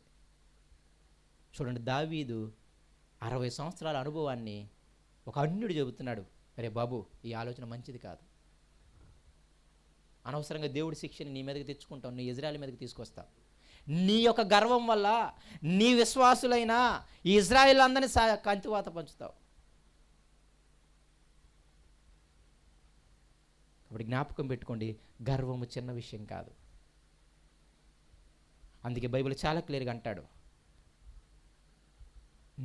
ఒకానొక రోజు ఆ పట్టణానికి వెళ్ళి ఈ పట్టణానికి వెళ్ళి వ్యాపారం చేద్దాం అనుకుని వారారా ఏం చేయాలి? మీరు దేవుడి చిత్తమైతే నేను చేస్తాను అని అనుకోవాలి. కింద ఏమంటాడు? మీ బ్రతుకులు ఆవిరి లాంటివి, జ్ఞాపకం పెట్టుకుని అంటాడు అనమాట. కాబట్టి మీ జ్ఞానాన్ని బట్టి, మీ ధనాన్ని బట్టి, మీ యొక్క బలాన్ని బట్టి, మీ యొక్క విద్యను బట్టి, వీటన్నిటిని బట్టి మీరు వెర్రవెగితే ఒకానొక రోజు సతికిల పడతారు. దేవుడు పాతాళానికి తొక్కుతాడు. కాబట్టి గర్వాన్ని చిన్న విషయముగా చూడమాకండి. దేవుణ్ణి తక్కువ చేసి ఆయన ద్వారా ఇదంతా జరుగుతుంది అనుకోవాలి తప్ప, ఎక్కడైనా నీ జ్ఞానము, నీ ధనము, నీ బలము, నీ బలగము అనే స్థితి కానీ ఎప్పుడైనా వచ్చిందా, ఆ రోజు నువ్వు నాశనానికి రెడీగా ఉన్నావు. నాశనం వెంబడే జరగదు, ఇద్దరితో చెప్పిస్తుంటాడు. బైబిల్ ప్యాటర్న్ అది. సొలొమోను వెంబడే నాశనం చేయలేదు. అంతమందిని కామాతురత వల్ల పెళ్లి చేసుకుంటే యెహోవా 2 సార్లు ప్రత్యక్షమయ్యి నువ్వు చేసే తప్పురా అని చెప్పాడు. ఎవరో? యెహోవా. చదవండి, అక్కడ ఉంటుంది 11వ అధ్యాయం సమయంలో. యెహోవా దేవుడు ప్రత్యక్షమై డైరెక్ట్గా చెప్పాడు, ఓ నువ్వు రాజువు, నువ్వు దేవుణ్ణి ఎరిగిన వాడువు, ఇది నీకు సబబు కాదయ్యా అని చెబితే విర్రవీగాడు. తర్వాతే తోలు తీశాడు. దేవుడు ఎప్పుడు కూడా సైన్స్ ఇవ్వకుండా ఎవరిని శిక్షించడు. ఇది గుర్తుపెట్టుకుని బాగా. నువ్వు నేను ఒకరోజు పాపం చేస్తుంటే ఎవరో ఒకరి ద్వారా కంపల్సరీ చెప్పిస్తాడు. వాళ్ళకి తెలిసి తెలియకున్నట్లే చెప్పిస్తాడు. కానీ మనకి సెట్ అయిపోద్ది, మనకు గ్రహించేతాము ఇది దేవుడు నాకు ఇస్తున్నాడని. గ్రహించుకోకపోతే ఆ మనుషులేంటి అని మీరు అనుకున్నారనుకోండి, మనుషుల ద్వారానే చెప్పిస్తాడు. బైబిల్ అంతా అదే ప్యాటర్న్ మాలైంది. అందుకే మోషేని పిలిచాడు, లేకపోతే దేవుడు ఆకాశం నుండి రాలేక పిలవలేక. అందుకే యెహోషువని నియమించాడు, అందుకే న్యాయాధిపతులు నియమించాడు, అందుకే ప్రవక్తలు నియమించాడు. ఇక్కడ మీరు చూడండి, ఇక్కడ మీకు అర్థమవుతుంది దేవుడు ఇప్పుడు ఈ యొక్క దావీదు పాపం చేశారని గ్రహించిన తర్వాత దేవుడు ఏం ప్రత్యక్షమవుడు, గాదు అనే ప్రవక్తని లేపి ఇలా ఆయనకి చెప్పంటాడు. మనుష్యులనే మనల్ని దిద్దడానికి పెట్టాడు, మనుష్యులనే మనల్ని హెచ్చరించడానికి పెట్టాడు, మనుష్యులనే మనల్ని ప్రోత్సహించడానికి పెట్టాడు. గ్రహించుకుంటూ ఉండగలగాలి. ఈ వ్యక్తి ఎందుకు ఇలా మాట్లాడుతున్నాడు, ఈయన మంచి విశ్వాసి కదా ఎందుకు ఇలా మాట్లాడుతున్నాడు, ఈయన మంచి సేవకుడు కదా ఎందుకు ఇలా అంటున్నాడు అని ఒకసారి మీరు ఆలోచించుకోకపోతే మీకేంటి తెలుసా, మీకు వెనక గర్వం ఉందని. దేవుడు అవసరం లేదేం లేదు, నాకు జ్ఞానం లేదా, నాకు బుర్ర లేదా, నాకు బలగం లేదా, నాకు ధనం లేదా అని వెనక మీరు ఉన్నట్టు అనమాట. కాబట్టి అంత క్లియర్గా దేవుడు అతనికి చెప్పించినా సరే అతను మాత్రం ఏం చేస్తున్నాడు, గట్టిగా ఆజ్ఞాపించాడంట నువ్వు వెళ్ళాల్సిందా అని. ఇంకేం చేస్తాడు చెప్పండి, రాజు తెచ్చే పై చెయ్యి వెళ్ళిపోతాడు. 9 నెలల 20 రోజులు తిరుగుతారు మొత్తం. ఎంత? సుమారుగా 10 నెలలు మొత్తం యెరూషలేము అంతా యూదులు ఇజ్రాయేలు మొత్తం తిరిగేసి ఒక 10 నెలలు తిరిగేసి అప్పుడు వచ్చి ఇదిగో ఇజ్రాయేల్లో 8 లక్షల మంది ఉన్నారు, యూదుల్లో 5 లక్షల మంది ఉన్నారని చెప్పాడు అనమాట. ఇప్పుడు దావీదు ఏమంటున్నాడు చూడండి, 24వ అధ్యాయము 8వ వచనము. ఈ ప్రకారము వారు దేశమంతయు సంచరించి 9 నెలల 20 దినములకు తిరిగి యెరూషలేమునకు వచ్చిరి. అప్పుడు యోవాబు జనసంఖ్య వెరసి రాజునకు అప్పగించును. ఇజ్రాయేలు వారిలో కత్తి దూగలవనంతా 8 లక్షల మంది యోధులుండిరి, యోధా వారిలో ఎంతమంది ఉన్నారు, 5 లక్షల మంది ఉండిరి అన్నాడు అనమాట. 10 నెలలు అయిపోయింది. దావీదుకి గర్వం వచ్చి ఎన్ని నెలలు అయిపోయింది, 10 నెలలు అయిపోయింది. ఎప్పుడైతే ఈ లెక్కలు తీసుకొచ్చి వాళ్ళు చెప్పారో ఎమ్మటే చూడండి, ఇంకా శిక్ష కూడా వేయలేదు, ఇంకా తెగులు కూడా రాలేదు. లెక్కలు ఏంగానే ఇప్పుడు దావీదు ఏం చెప్తున్నాడు చూడండి 10వ వచనంలో, జనసంఖ్య చూచినందుకై దావీదు మనసు కొట్టుకొనగా. ఏటట? దావీదు మనసు ఏమైంది, లోపల మామూలు యుద్ధం జరగలేదు, పరిశుద్ధాత్మ దేవుడు వెలిగింపిచ్చాడు అనమాట, నువ్వు చేసింది మామూలుది కాదురా అని. అప్పుడు ఏమంటున్నాడు చూడండి, నేను చేసిన పని వలన గొప్ప పాపమును కట్టుకొంటిని, నేను ఎంతో అవివేకినై దానిని చేసి తిని, యెహోవా కరుణయుంచి నీ దాసుడైన నా దోషమును పరిహరింపమని యెహోవాతో మనవి చేయగా. బాగా తెలుసు దేవుడి గురించి చెప్పాగా, అందుకే మళ్ళీ యెహోవా దగ్గరికి పోతున్నాడు. కరుణ ఏం తెలుసు అంటే ఆయనకి, యెహోవా కరుణ కలిగిన వాడు కాబట్టి. అనుభవం యాడికి పోదు, వస్తుంది. ఇంకా తెగులు రానివ్వలేదు, ఇంకా శిక్ష రానివ్వలేదు. వాళ్ళు తీసుకొచ్చి సబ్మిట్ చేయంగానే ఎంతమంది ఉన్నారని అప్పుడు ఆయన హృదయంలో కొట్టేసుకుంటుందంట. గుర్తెట్టుకోండి, పరిశుద్ధాత్మ దేవుడు ఊరకేం ఉంచడు, లోపల ఉన్న వాక్యం ఏం ఊరకు ఉంచదు. శ్రమ మీద పడ్డప్పుడు అన్నీ గుర్తొస్తాయి. ఇంకా తెగులు రాలేదు, ఇంకా శిక్ష రాలేదు, అప్పుడే కొట్టుకుందంట. ఇక ఏమంటున్నాడు తెలుసా, ఎంత పెద్ద పాపాన్ని నేను మూట కట్టుకున్నాను చూడండి. ఏం పాపం మూట కట్టుకున్నాడు చెప్పండి, ఆ పదజాలాలు చూస్తున్నారు మీరు. ఏం చేశాడు, నువ్వు కాదయ్యా నా సైన్యం, నాకు బలం. అది మీకు పెద్ద పాపంగా కనపడకపోవచ్చు, దావీదుకి అర్థమైపోయింది ఎంత పాపాన్ని నేను మూట కట్టుకున్నానో, ఎంత అవివేకి అంటే ఎంత బుద్ధి లేని పని నేను చేశానో, ఎంత దోషాన్ని నేను మూట కట్టుకున్నానో, దయచేసి పరిహరించయ్యా అని ఆయన దగ్గర పడి కరుణ చూపించయ్యా అంటున్నాడు అనమాట. అదే సందర్భాన్ని 21వ అధ్యాయంలో చదవండి. మొదటి సమయంలో 21వ అధ్యాయంలో చదవండి, క్షమించండి, మొదటి దినవృత్తాంతాలు. అదే సందర్భం ఎక్కడ ఉంది చూడండి, వచనాల్లో 7వ వచనము. అక్కడ కూడా సబ్మిట్ చేశాడు. అప్పుడు చూడండి 7వ వచనంలో ఏమంటున్నాడు, ఈ కార్యము దేవుని దృష్టికి ప్రతికూలమగుట చేత ఆయన ఇజ్రాయేలును బాధ పెట్టెను. దావీదు అంటున్నాడు చూడండి, నేను ఈ కార్యము చేసి అధిక పాపము తెచ్చుకుంటుని. ఏంటంటే ఈ కార్యం చేసి అధిక పాపము తెచ్చుకుంటుని, నేను మిక్కిలి అవివేకముగా ప్రవర్తించి తిని ఇప్పుడు నీ దాసుని దోషము పరిహరించుమని దేవునితో మొర్ర పెట్టగా. చూడండి ఎంత ఆ కన్ఫెషన్ అంటే ఒప్పుకోలుతనం వచ్చిందో చూడండి. మిక్కిలి పాపం, మిక్కిలి అవివేకం, మిక్కిలి బుద్ధి లేనితనం. అది మీకు అర్థమవుతుందో లేదో? నా శక్తి, నా బలము, నా యొక్క జ్ఞానము అని అనుకునేవాడు ఒక బుద్ధి లేనివాడు. కొత్త నిబంధన భక్తులందరూ మీరు చదివితే నా బలహీనతల్లో దేవుని బలము నన్ను బలపరిచింది అంటాడు. ఎవరు? పౌలు గారు. నన్ను బలపరచువాని అందే సమస్తమును నేను చేస్తున్నాను అంటాడు ఆయన. ఇదిగో వీళ్ళందరిలో కార్యసిద్ధి కలుగు చేయు దేవుడే. పౌలుకు బాగా తెలుసు మాలో ఏమీ లేదని. ఒక రకంగా చూసుకుంటే పౌలు కాలరాగులు వేయాలి. అంతమంది అన్యులకి సువార్త చేసి అన్ని సంఘాలు కట్టి, అలాంటి వాడు ఏమంటున్నాడు తెలుసా? మాదేముందయ్యా, నీళ్లు పోసాము, మహా అంటే నాటాము. వృద్ధి కలిగి చేసిన వాడు దేవుడు, కార్యసిద్ధి కలుగు చేసిన వాడు దేవుడు. వాళ్ళలో మారు మనసు కలిగించింది దేవుని వాక్యం, వాళ్ళలో పాప ఒప్పుకోలిచ్చింది పరిశుద్ధాత్మ దేవుడు. ఇక మాదేముంది అక్కడ?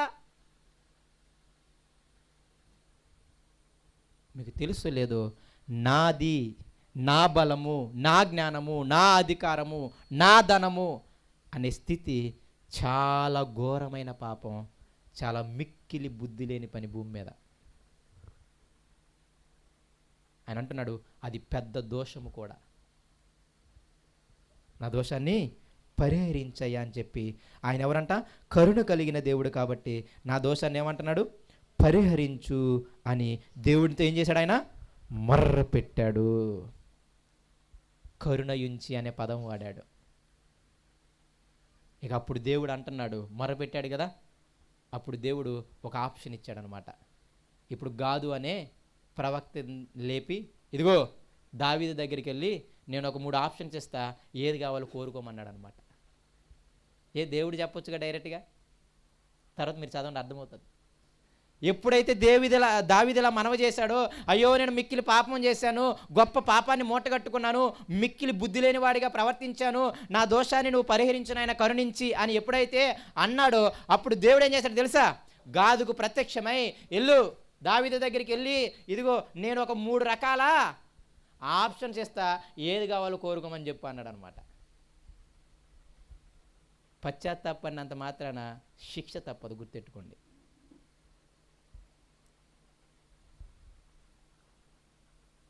మూడు ఆప్షన్స్ ఇచ్చాడు. మొదటి ఆప్షన్ ఏంటి? 7 సంవత్సరాలు నేను కరువు తీసుకొస్తాను నీ యొక్క దేశంలోకి అని అంటాడు. మొదటి ఆప్షన్ ఏంటి? అక్కడ చదివితే మీకు అర్థమవుతుంది తర్వాత. 7 సంవత్సరాలు కరువు తెమ్మంటావా? రెండో ఆప్షను, 3 నెలలు మీ శత్రువులు వచ్చి మీ మీద యుద్ధం చేసి మిమ్మల్ని కుక్కల్లా చంపించమంటావా? మూడో ఆప్షను, 3 రోజులు నేను తెగులు తీసుకురమ్మంటావా అని అడిగాడు అనమాట. ఏంటి ఆప్షను? 7 సంవత్సరాలు కరువు తెమ్మంటావా? 3 నెలలు ఏరే వాళ్ళని లేపి నీ శత్రువుల్ని మిమ్మల్ని అందరినీ కుక్కలా చంపించమంటావా? మూడోది, నన్నే తెగులు తీసుకురమ్మంటావా అని అడిగాడు అనమాట. ఏం కోరుకుంటాం చెప్పండి మీరు? ఏం కోరుకుంటారు? దావీదు అంటాడు, మిక్కుల ఇరుకునబడి ఉన్నాను అంటాడు. చూడండి ఆ మాటలు చూద్దాం ఎంత బాగుంటాయో.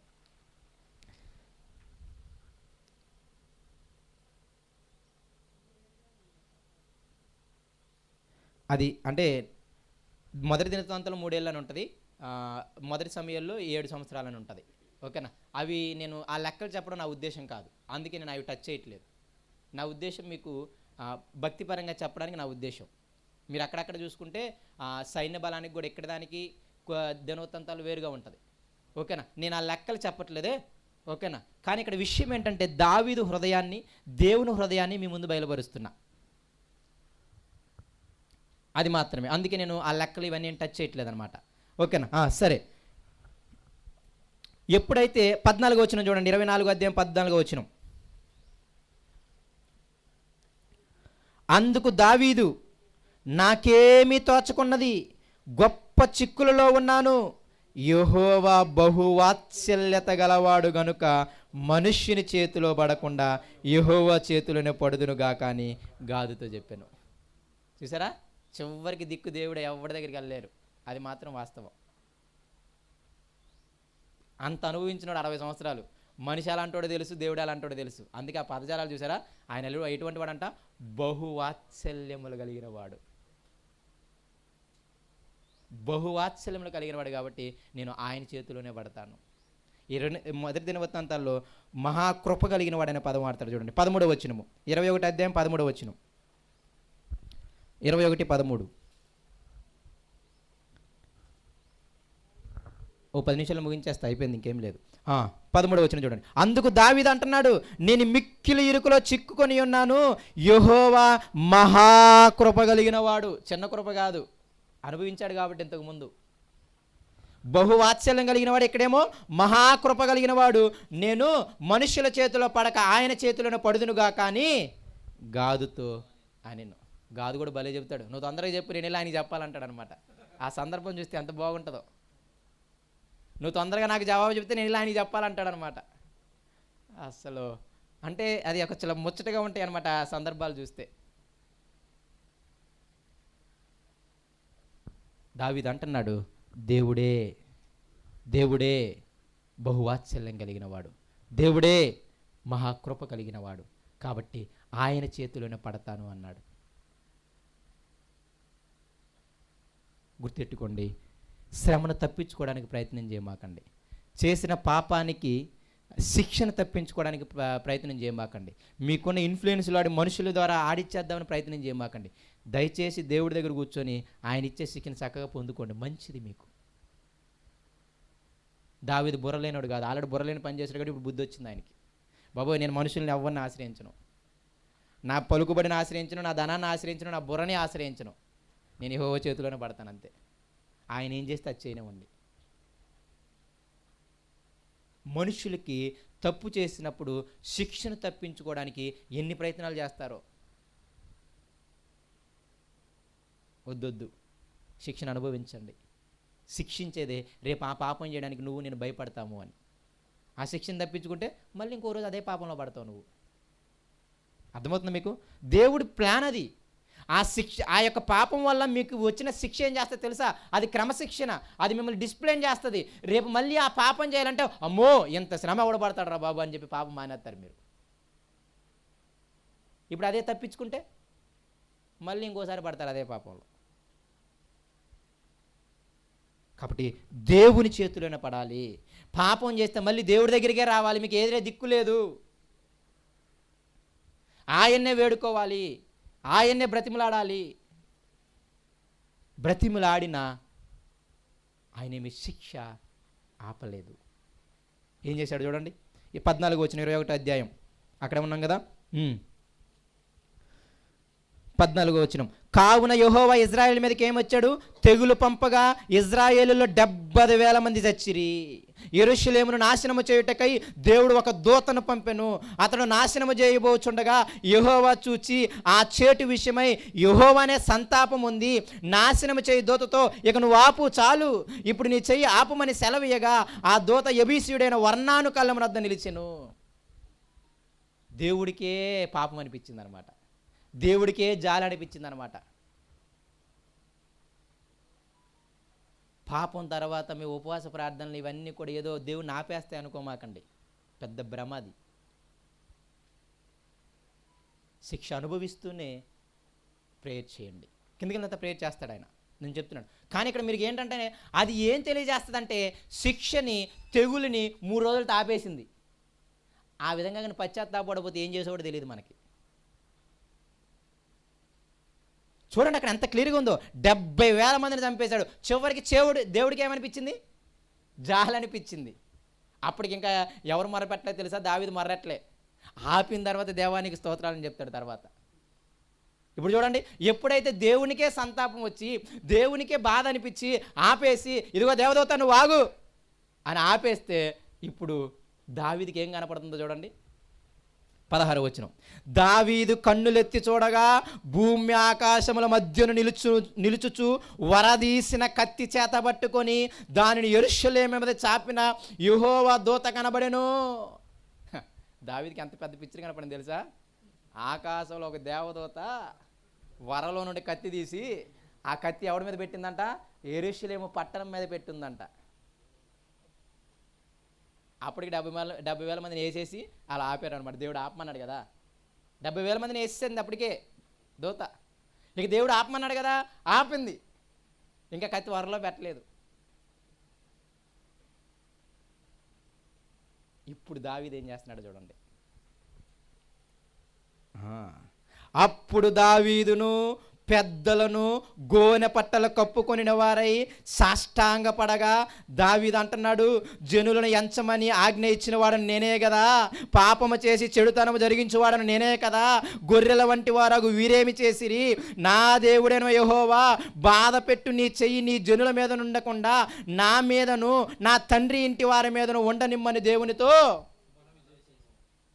చూడండి, ఆ 70,000 మందిని చంపడం చూసిన ఆయన దెబ్బకి ఆయన పెద్దలందరూ కలిసి గోనె పట్ట కట్టుకొని దేవుని దగ్గర మొర్రెడుతున్నాడు అనమాట.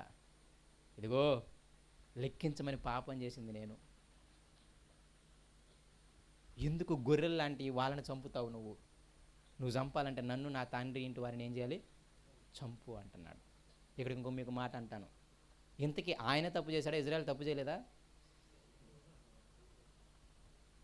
తప్పు చేయలేదు ఇజ్రాయేలు, చేశారు కదా. మరి అదేంటి దావీదు తన మీద వేసుకుంటున్నాడు?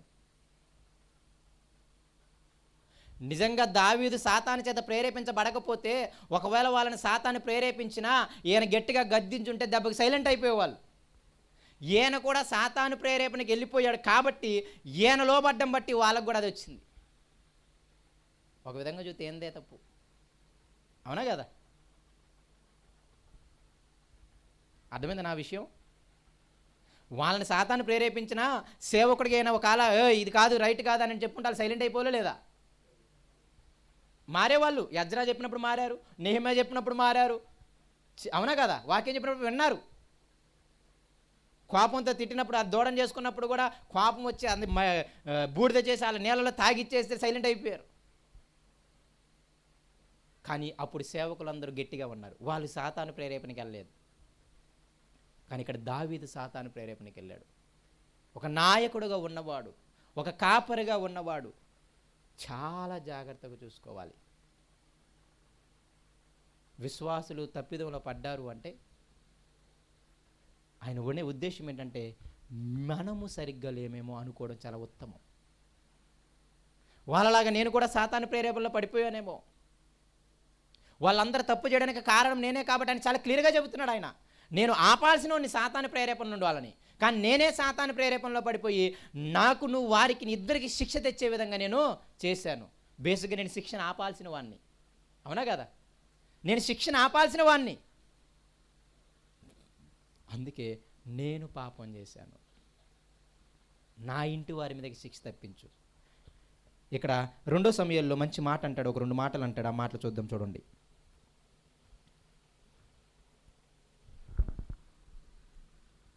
దుర్మార్గుడనై అనే మాట వాడతాడు అన్నమాట అక్కడ.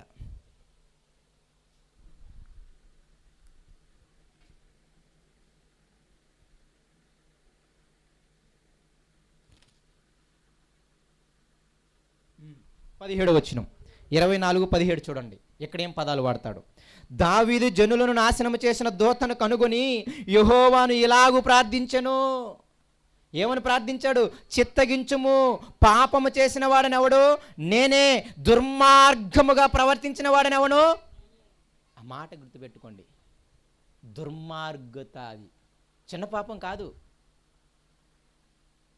కని పెంచి కష్టాన్ని పెంచే ఇచ్చినటువంటి తల్లిదండ్రులను ముసలితనంలో చూడకపోవడం అని ఏమంటాం చూడనని, ఎంత దుర్మార్గుడురా వీడు, అవునా కదా?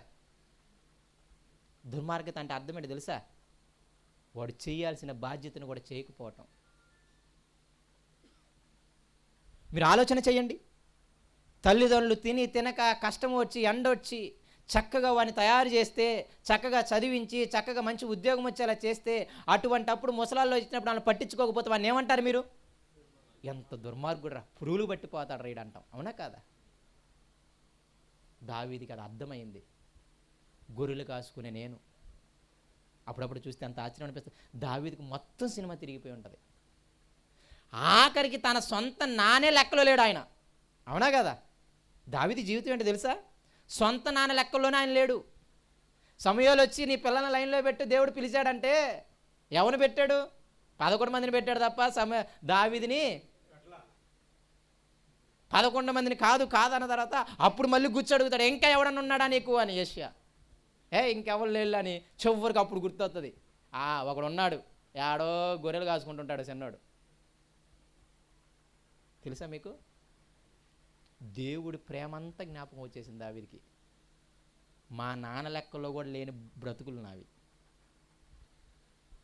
మా సొంత నాన్న లెక్కలో లేని నేను, గొర్రెలు కాచుకునేవాడిని నేను. అలాంటి రాజుని చేసి ఇన్ని వైభోగాలు ఇచ్చి ఇంత చేశాడే, అటువంటి వాడినా నేను చేసింది అదే దుర్మార్గం. నిజమే మరి. ఎవడు లెక్కలో లేని ఆయన్ని ఎవడు ఇంతవాణ్ణి చేసింది? ప్రతి ఒక్కడు నీ దాసుని అంటాడు. ఎవరితో? దావీదుతో. తర్వాత కిందకి వెళ్తే రాజు వస్తాడు, ఆ రాజు కూడా వచ్చి పాదాల మీద పడతాడు, దావీదు నీ దాసుని, నీకేం కావాలో చేసుకో అంటాడు అనమాట. ఇంతకుముందు దాసుడు ఎవడో? దావీదు. ఇప్పుడు అందరు రాజులు దావీదుకు దాసులు. నాకు అనిపిస్తూ ఉంటుంది నిజంగా దావీదుకు మొత్తం తిరిగి ఉంటుంది అదంతా. ఎంత దుర్మార్గుని నేను! నీ బలము చేత, నీ కృప చేత, నీ దయ చేత మా సొంత తండ్రి లెక్కల్లో లేని నన్ను ఇలా రాజును చేశావు. 18 ఏళ్ల వయసులో గొల్యాతుని చంపించేశావు. మా అన్నలే వణికిపోయారు, యుద్ధం చేసే వాళ్ళు వణికిపోయారు, అలాంటి వాడి చేత చంపించావు. 30 ఏళ్ళకే రాజును చేశావు. 7 ఏళ్ళ తర్వాత మొత్తం టోటల్గా రాజును చేశావు. యూదులకు మాత్రమే కాదు, ఇజ్రాయేల్కి కూడా రాజును చేశావు. 40 సంవత్సరాలు ఇలా ఉంచావు నన్ను. ఎన్ని ఆపదల నుండి నన్ను కాపాడావు నువ్వు, ఎన్ని యుద్ధాలలో జయమిచ్చావు నువ్వు నాకు. ఇవన్నీ తిరిగాయి. అందుకే ఆయన అంటున్నాడు, నేను దుర్మార్గపు పని చేశాను. నేను చాలా దుర్మార్గంగా వ్యవహరించాను నీ పట్ల. ఇంత చేసిన నిన్ను నేను పక్కకు తోసేసి నా బలము అని అనుకున్నాను. ఆ మాట చాలా ప్రాముఖ్యమైన మాట. దుర్మార్గుడిగా ప్రవర్తించాను నేను. అందుకే అక్కడ చాలా క్లియర్గా అంటాడు ఆయన, నేను దుర్మార్గముగా ప్రవర్తించిన వాడను. 17వ వచనము, గొర్రెల వంటి వీరేమి చేసిరి, నన్ను నా తండ్రి ఇంటి వారిని శిక్షించుము అన్నాడు. కాబట్టి జ్ఞాపకం పెట్టుకోండి, మీ కుటుంబీకులు పాపం చేసిన మీ మీద వేసుకోండి. మీరు సరిగ్గా పాలించగా అది జరిగిందేమో, నువ్వు సరిగ్గా నడిపించగా జరిగిందేమో. విశ్వాసులు పాపం చేస్తే కాపర్ల మీద వేసుకోండి. మీరు సరిగ్గా వాళ్ళని గైడెన్స్ చేయక, వాళ్ళని సరిగ్గా ప్రార్థనలో లేకపోతే వాళ్ళని సరిగ్గా వాక్యంలో ఉంచక వాళ్ళు అలా అయ్యారేమో. మీ మీద వేసుకొని చేసుకోవడం నేర్చుకోండి. నువ్వు చేయాల్సిన విధులు సరిగ్గా చేసుంటే, నేను చేయాల్సిన విధులు సరిగ్గా చేసుంటే అంతా బాగుండేది. దావీదు చేయాల్సిన విధి సరిగ్గా చేసుంటే అసలు ఈ శిక్ష వచ్చేదా? కాబట్టి జ్ఞాపకం పెట్టుకోండి, ఎవరి మీద తోసేయమాకండి, ఎవరిని నిందించమాకండి. వారు బాగుపడడానికి చేస్తాను తప్ప వెనక మన ఆత్మలో ఏముండాలి తెలుసా? ఇంకా నేను సరిగ్గా చేయలేదేమో అనే ఆలోచన ఉండాలి. దావీదుకి చాలా క్లియర్ కట్ ఆలోచన ఉంది. ఇజ్రాయేల్ పాపం చేశారు కాదని అండవు, కానీ వాళ్ళని కాయడానికి నన్ను పెట్టాడు కదా, ఇటువంటి దుర్మార్గపు పని నేను చేశాను అంటున్నాడు ఆయన. చిన్న విషయం కాదు ప్రియమైన దేవుని పిల్లరా. తర్వాత ఇప్పుడు ఏం చేయమంటాడు తెలుసా దావీదుని? నువ్వు వెళ్ళి నాకేం చేయాలి? ఒక బలిపీఠాన్ని కట్టు అంటాడు. దావీదుని ఏమంటాడు? బలిపీఠం కట్టు అంటాడు. మీరు వెళ్ళి తర్వాత చదవండి, కిందకి వెళ్ళిన తర్వాత. అప్పుడు ఆయన దగ్గరికి వెళ్తాడు, వర్ణేను దగ్గరికి వెళ్తాడు. ఇదిగో దేవుడు ఇక్కడ నన్ను బలిపీఠం కట్టమన్నాడు, నీ స్థలం కావాలంటే ఆయన ఏమంటాడు తెలుసా? దూరం నుండి వస్తుంటేనే దావీదుని ఏమంటాడు తెలుసా? ఇదిగో కాళ్ళ మీద పడి సాష్టాంగపడి నీ దాసుని ఏం కావాలో చెప్పు అంటాడు అనమాట. ఇదిగో ఈ స్థలం కావాలి, ఈ కావాలంటే మొత్తం చేసుకో ఫ్రీగా అంటాడు అనమాట. ఇదిగో నువ్వు బలి ఇవ్వటానికి నా దగ్గర ఎడ్లున్నాయి, కాచడానికి కర్రలున్నాయి, అన్నీ ఫ్రీగా తీసుకో అంటాడు. కానీ దావీదు ఏమంటాడు తెలుసా? లేదు లేదు, నా కష్టార్జితంతోనే నేను దేవుణ్ణి కడతాను మందిరం అంటాడు అనమాట. దానికి మొత్తానికి వెల చెల్లించి, న్యాయబద్ధమైన వెల. 2 అధ్యాయాలు మీరు కలిపి చదవండి. ఆ రాజు ఫ్రీగా ఇచ్చేస్తాను, నీ ఇష్టం వచ్చింది తీసుకో అంటాడు. ఎద్దులు ఇచ్చేస్తాను, కర్రలు ఇచ్చేస్తాను, స్థలం ఇచ్చేస్తాను, నీకు ఏది కావాలంటే అది తీసుకో అంటాడు అనమాట. నాకు ఊరకేమొద్దు, నా దేవుడి మందిరాన్ని నా సొంత కష్టార్జితతోనే నేను కడతాను.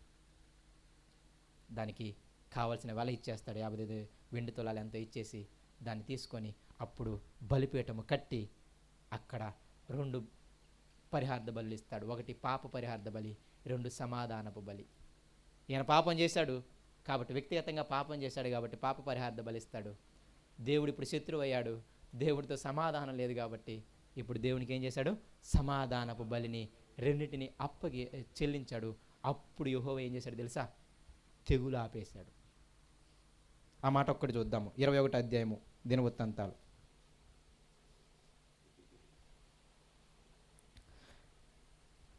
26వ వచనము. 21వ అధ్యాయం 26వ వచనం. పిమ్మట దావీదు యెహోవాకు అచ్చట ఒక బలిపీఠము కట్టించి దహన బలులను సమాధాన బలులను 21వ అధ్యాయము మొదటి దినవృత్తాంతాలు 25వ వచనము 26వ వచనం క్షమించండి. పిమ్మట దావీదు యెహోవాకు అచ్చట ఒక బలిపీఠమును కట్టించి దాన బలులను సమాధాన బలులను అర్పించి యెహోవాకు మొర్రపెట్టగా అప్పుడు ఆయన ఆకాశంలో నుండి దహన బలిపీఠం మీదకి అగ్ని వలన అతనికి ప్రత్యుత్తరం ఇచ్చెను. యెహోవా దూతకు ఆజ్ఞాపింపగా ఇప్పుడు అతడు తన కత్తిని ఎక్కడెట్టాడు? మళ్ళీ ఇందాక ఏ పిక్చర్ చూశాడు? వరలో నుండి బయటికి తీసిన పిక్చర్ చూశాడు. ఇప్పుడు ఏ పిక్చర్ చూస్తున్నాడు? వరలో పెట్టిన పిక్చర్. ఒకవేళ దావీదు కానీ ఆ పాప శిక్ష అనుభవిస్తూ దేవుని పాదాల దగ్గర పడకపోతే ఎంతమందిని చంపేసేవాడు తెలిసేది కాదు. అందుకు ప్రార్థన చేయాలి. శిక్షను తక్కువ చేసుకోవడానికి ప్రార్థన చేయాలి. అర్థమవుతుందా? శిక్షను తప్పించుకోవడానికి ప్రార్థన చేయమాకండి. కంపల్సరీ ఆయన తప్పించడు, అది ఆయన నేచరు. కానీ చాలామందికి ఏమర్థమైపోయిందంటే ఎలాగూ శిక్ష వస్తుంది కదా, ఎంతమంది అనుభవించట్లేదు అని సాటిస్ఫై అయిపోయి బతుకుతున్నారు క్రైస్తవులు. చాలా దారుణమైన విషయం అది. అర్థమవుతుందా? నీ పాపం నీకు గ్రహించినప్పుడు, దేవుడు నిన్ను శిక్షిస్తున్నాడని అర్థమైనప్పుడు నువ్వు వెళ్ళి మళ్ళీ ఆయన పాదాల దగ్గర పడాలి, ఆయన దగ్గర భయంతో వేడుకోవాలి, ఈ తెగులను కొంచెమన్నా ఆపు అని అడుక్కోవాలి. అంతే తప్ప ఎవరికి బాధలు లేవు, ఎవరి కుటుంబాల్లో లేవు అని చెప్పి మీరు సాటిస్ఫై అవ్వరు అనుకోండి. నాకు తెలిసి ఆ రోజు అనుకుంటాను, నేను ఇలా అనుకుంటా ఏం తెలుసా, ఆ 8 లక్షల మందిని 5 లక్షల మంది మొత్తం దుడిచేసేవాడు. దావీదు యొక్క గర్వం అణిగిపోయేది. ఇక ముసలోడు ఒక్కడే యుద్ధం చేసుకోవాలి. ఇక సౌలుని చంపేసినట్టు చంపేసేవాళ్ళు దావీదుని కూడా. అలా ప్రార్థించాడు కాబట్టి, అలా మొర్రెట్టాడు కాబట్టి 70,000 దగ్గర ఆగిపోయింది. అంత క్లియర్ కట్గా రాశాడే లేదా? ఆయన మొర్ర పెట్టగా దేవుడు ఇప్పుడు సమాధానం ఇచ్చాడు అగ్నితో. ఇప్పుడు ఏం చేశాడు తెలుసా? దూత నువ్వు ఏం చేయాలి? కత్తిని వరలో పెట్టు అని అన్నాడు అనమాట. ఇలా గోనె పట్టలు కట్టుకోకుండా ప్రార్థించకుండా ఉన్నాడు అనుకో, సినిమా ఎక్కడ దాకా ఉండదో తెలిసేది కాదు. అందుకు ప్రార్థించాలి. కాబట్టి ఇవన్నీ మీరు ఆలోచన చేస్తే జ్ఞాపకం పెట్టుకోండి, చిన్న విషయాలు కాదు. సాతానికి ఏజ్ లిమిట్ లేదు. సాతానికి నేను పెద్ద 60 సంవత్సరాలు 40 సంవత్సరాలు 30 సంవత్సరాలు విశ్వాసం నాకేంటి అనే స్థితి ఏమి లేదు. అందరినీ మోసం చేస్తుంది, అందరినీ దేవుని చేత శిక్షింపబడేలా చేస్తుంది. కాబట్టి గ్రహింపు కలిగి ఉండాలి. కాబట్టి నాకు దేవుడే అంటే సరిపోదు, తోటి వ్యక్తులు కూడా ఏం చెప్తున్నారో కొంచెం వినగలగాలి, అది సరైనదో కాదో చెప్పగలగాలి. కాబట్టి దేవుడు ప్రారంభం నుండి కూడా వ్యక్తులతోనే మాట్లాడతాడు, వ్యక్తులతోనే గద్దిస్తాడు, వ్యక్తులతోనే సరిచేపిస్తాడు, వ్యక్తులతోనే ప్రోత్సాహపరుస్తాడు. ప్రవక్తల పని అదే. పాపం చేసిన రేపు పోతామంటారు, మంచిగా ఉన్న వాళ్ళని మీ పక్కన దేవుడు ఉన్నాడు బాధపడమాకండి అంటాడు. అవునా కదా? కాబట్టి వ్యక్తులు ఏదైనా చెబుతున్నప్పుడు చాలా జాగ్రత్తగా ఆలోచించి చెప్పండి. ఇంకోటి చెప్తున్నాను, అలా ఆలోచన చెప్పేవాళ్ళు వాళ్ళు కూడా చాలా భయం కలిగి ఆలోచించి చెప్పండి. ఎట్టబడితే అట్ట చెప్పమాకండి. ఒకవేళ సేవకుడిది దేవుని ఆలోచన అనుకోండి, మీరు ఎట్టబడితే అట్ట మాట్లాడారనుకోండి, ఆ ఆలోచన ఆగిపోయింది అనుకోండి, దాని కారకులు మీరు అవుతారు. అందుకే ఒక ఆలోచన చెప్పేటప్పుడు, ఒక ఆలోచన చేసేటప్పుడు చాలా జాగ్రత్తగా ఏం చేయాలి తెలుసా? అన్ని మూలాలు ఆలోచించుకొని, దేవునికి తగిందా కాదని ఆలోచించుకొని, అన్ని యొక్క సాక్ష్యాలు సంపాదించుకొని అప్పుడు నువ్వు చెప్పాలి ఆలోచన. ఎట్టబడితే అది కాదయ్యా ఇది కాదయ్యా అన్నావు అనుకో, దేవుడిని ఒకవేళ దేవుడు మమ్మల్ని ప్రేరేపించాడు అనుకో, ఇప్పుడు మీరు ఆపేసిన వాళ్ళు అవుతారు. అప్పుడు మీ శిక్షను మీరు మూట కట్టుకుంటారు. ఒకవేళ మీరు మిమ్మల్ని దేవుడు ప్రేరేపించినప్పుడు అలా కాదు ఇలా కాదు మేమన్నాం అనుకో, నేను దేవుని పని పాన్ చేసిన అవుతాను, దేవుడు నన్ను శిక్షిస్తాడు. అందుకే సంఘములో ఏలు పెట్టేటప్పుడు చాలా జాగ్రత్తగా ఉండుకోవాలి. ఈ చిన్నపిల్ల వాళ్ళను ఒక్కరిని ఆటంకపరిచినా మీ మెడకి తిరుగుట్రాయి కట్టుకుని పోతే మేలు అనుకునేలా ఉంటారు మీరు. కాబట్టి ఎందుకు నేను ఇవన్నీ చెబుతున్నాను అంటే చాలా భయం కలిగి ఉండాలి మనం. సాతాను మనల్ని మోసగించకుండా, సాతాను మనల్ని తన ఊరిలో వలలో పడకుండా ఉండేటట్టు చూడాలి. ఒక ఆలోచన చేస్తున్నామంటే, ఒక విధానము చేస్తున్నామంటే చాలా ఆలోచించాలి. అది దేవునిదా సాతానుదా అని ఆలోచించకపోతే దానికి మళ్ళీ చెబుతున్నాను, చాలా శిక్షణ అనుభవించాల్సి వస్తుంది. శిక్షను అనుభవించేటప్పుడు మళ్ళీ బయటికి వెళ్ళడానికి అవకాశం లేదు, మళ్ళీ ఆయన పాదాల మీద పడాలి. అప్పుడే కొంచెమన్నా ఆయన ఏం చేయగలడు? ఆపగలడు. దయచేసి ఎప్పుడు మీ బలాన్ని, మీ ధనాన్ని, మీ బలగాన్ని, మీ శక్తి సామర్థ్యాన్ని నమ్మమాకండి. అది సాతాను చేసే పెద్ద దుర్మార్గపు పని, సాతాను చేసే పెద్ద మోసం. ప్రతిదీ దేవుడి దయ వలన సంపాదించుకున్నాం. కాబట్టి అలాగూ మనము సాతానికి అవకాశం ఇవ్వకుండా తోటి వ్యక్తులకి గౌరవించుకుంటూ మాట్లాడే మాటలు మరీ మనము చాలా జాగ్రత్తగా మాట్లాడుకుంటూ చక్కగా ఏం చేయాలో తెలుసా? ఒకవేళ దేవుడు శిక్షిస్తే ఇదిగో అది నా లోపమేమో, నేను సరిగ్గా వ్యవహరించలేదేమో అని వాళ్ళందరి పాపాలు మన మీద వేసుకొని చేసుకుంటూ దేవుని దగ్గర మొర్ర పెట్టుకుంటూ ఈ దేవుడు కనికరపూర్ణుడని, మహావాత్సల్యం కలిగిన వాడని, మహాకృప కలిగిన వాడని, ఇదిగో ఆయన ఎడల నేను దుర్మార్గంగా ప్రవర్తించాను అని ఇవన్నీ జ్ఞాపకం పెట్టుకొని మీరు దేవుణ్ణి వేడుకోగలిగితే ఒకానొక రోజు తెగులుని ఆపుతాడు. కాబట్టి అంతా మన చేతుల్లోనే ఉంది, అంతా మన భక్తిలోనే ఉంది. కాబట్టి చాలా జాగ్రత్తగా ఆలోచించి చాలా జాగ్రత్తగా మసులుకోవాలని చిన్న మాటలు దేవుడి దించును కాక కళ్ళు మూసుకుంటూ ప్రార్థన చేసుకుందాం. పరిశుద్ధుడా, ప్రేమ కలిగిన మా తండ్రి, మరొకసారి నీ వందనాలు, నీకు స్తోత్రాలు. నిజంగా ప్రభువా,